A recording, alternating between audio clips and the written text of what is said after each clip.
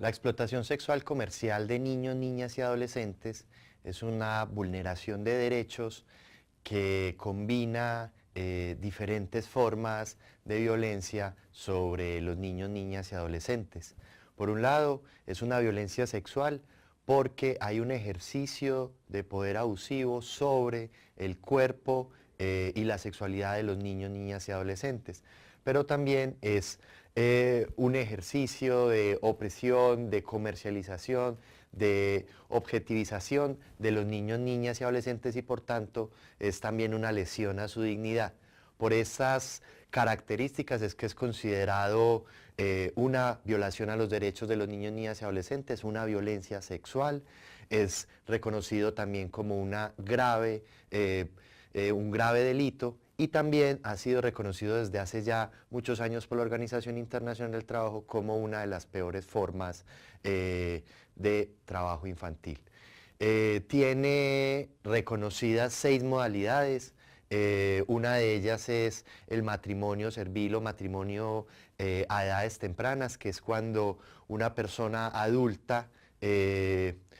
hace algún procedimiento con los familiares especialmente para acceder a los niños, niñas y adolescentes y establecer un vínculo conyugal desde muy temprana edad, en el cual la característica es que los niños, niñas y adolescentes tienen poco, nulo poder de decisión frente a esta unión marital. Otra modalidad es aquella tipo de explotación que se da con el uso de la pornografía, entonces es el involucramiento, la utilización de niños, niñas y adolescentes para la producción de este tipo de material. Una tercera modalidad de explotación sexual es aquella que se da en el marco de viajes y turismo, entonces incluye la oferta de servicios turísticos en los cuales está incluido la explotación de niños, niñas y adolescentes. Otra cuarta modalidad es aquella que se da relacionado a la utilización o al uso por parte de grupos delincuenciales o el reclutamiento por parte de grupos armados de los niños y niñas como botín de guerra. De esta modalidad ahorita voy a profundizar un poco más. Una quinta modalidad es la trata. Ahí hay un debate conceptual en nuestro país, no hay un acuerdo al respecto. La trata es todo el proceso que se da de el contacto inicial que se da con un niño, una niña o adolescente, todo el proceso de traslado hasta que llegue al destino donde va a ser desplazado. Ese destino puede ser internacional, puede ser en otro departamento, en otro municipio, incluso al interior, pues como de un mismo municipio. Incluye todas una de esas actividades. Decía que hay un debate al respecto porque hay una normatividad en Colombia que define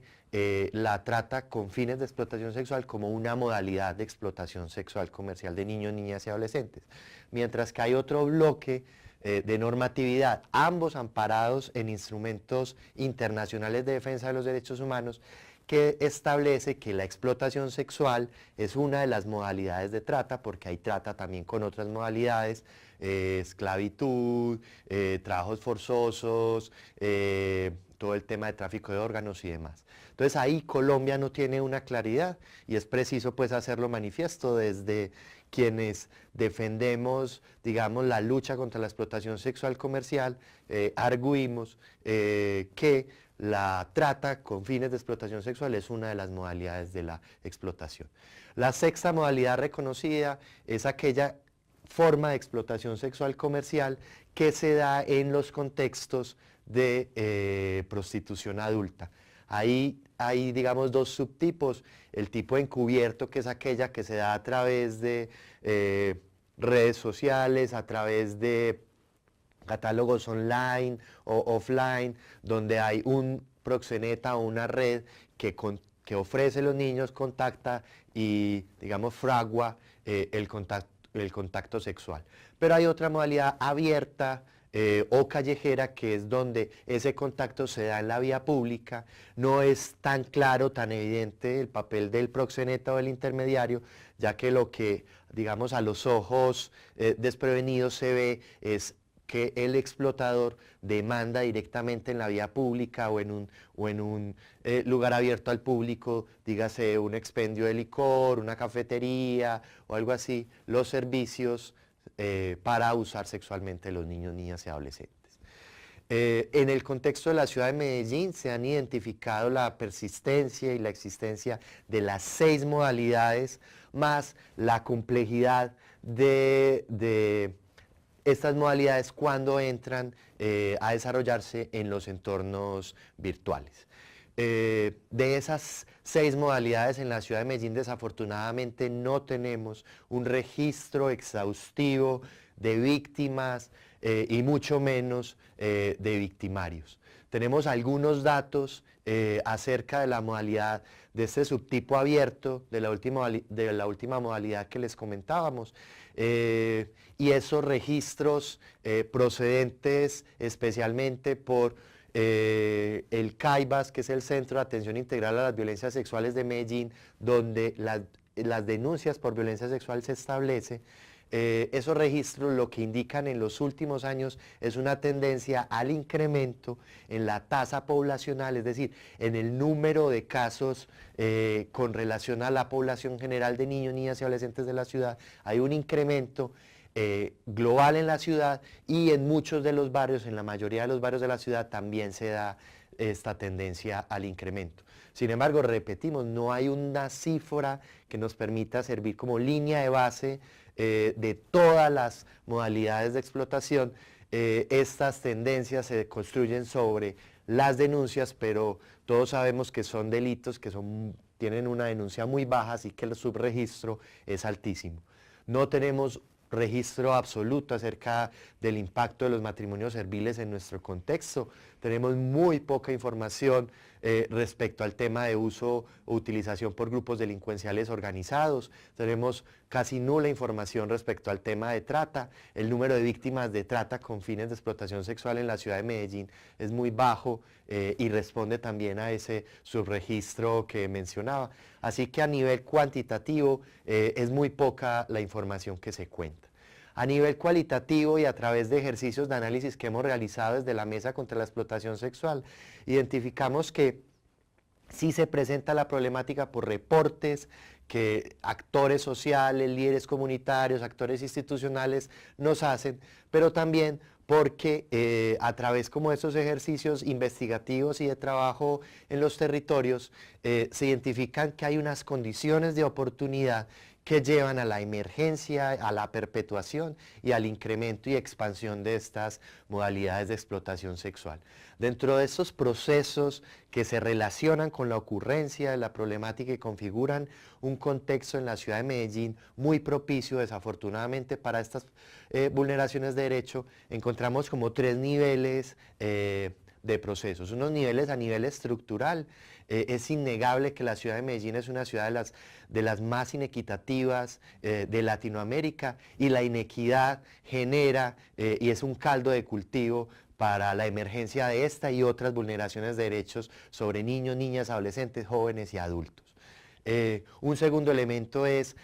hay una debilidad en la política pública a nivel gubernamental, tanto del orden nacional, departamental como local. No hay unos conceptos claros, no hay unas líneas concretas que se sostengan en el tiempo de acción frente a la problemática. A esto se suma el debilitamiento de la política social en nuestro medio a raíz de todo el influjo neoliberal desde la década de los 90, que no ha parado de impactar el quehacer gubernamental y hace que la capacidad de respuesta de las políticas públicas en salud, en vivienda, en educación, en protección social, no logra cubrir, digamos, no logra atajar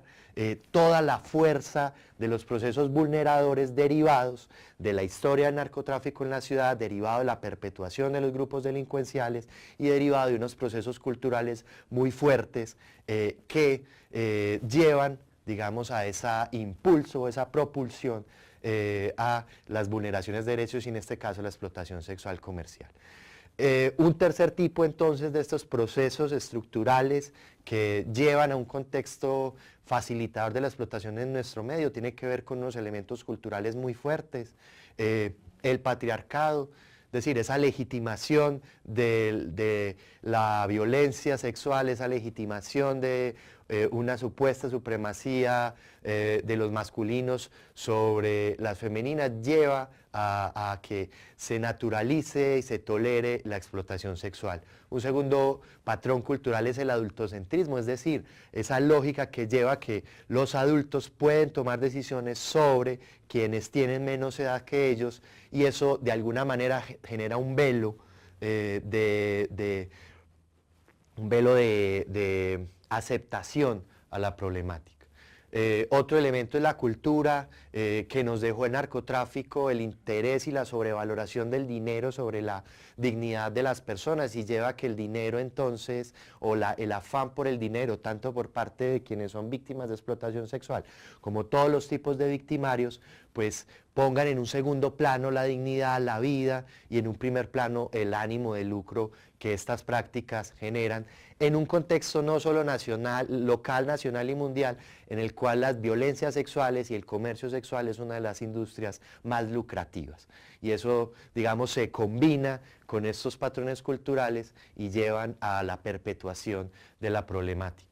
En un nivel meso, digamos, ya no solo estructural de la ciudad de Medellín, sino a nivel de los escenarios de socialización de los niños, niñas y adolescentes, y me refiero a las familias, a las instituciones educativas y el escenario barrial y comunitario, lo que se ha observado es una tensión que desafortunadamente esa tensión es ganada por los procesos vulneradores sobre los procesos protectores. Entonces, mientras los procesos vulneradores de los grupos delincuenciales que reproducen ese afán de lucro digamos,